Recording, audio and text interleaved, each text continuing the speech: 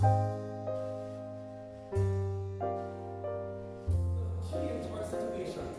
It doesn't make us any better. It only makes us worse. And it takes our mind and our focus off of God. And we start looking at ourselves and wondering, oh, I can fix it. We can't fix it. It's the time when we have to take ourselves and look to God. Because He's the one that will make the impossible things possible.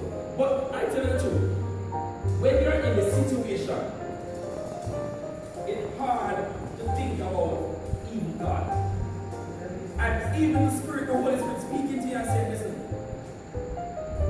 keep yourself calm. You know, and for many of us who, you know, you used to have a source we used to go to.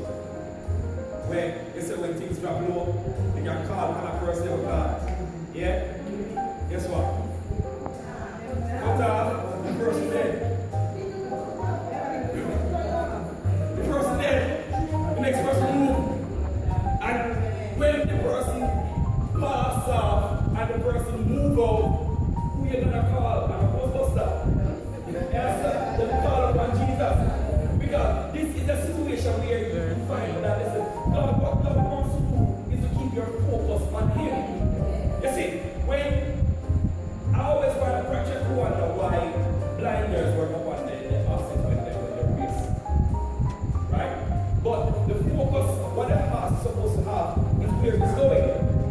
So you have to look at the tractor and the other horse from this one. You must look straight ahead. So that is what you must build now your spiritual blinders. So your focus is only on God and Him only. Right? So when you're going through any situation, any problem, anything, your eyes not supposed to be looking to the left, not to the right, but looking straight on because He is the one that has everything in His control. Praise the Lord, everyone.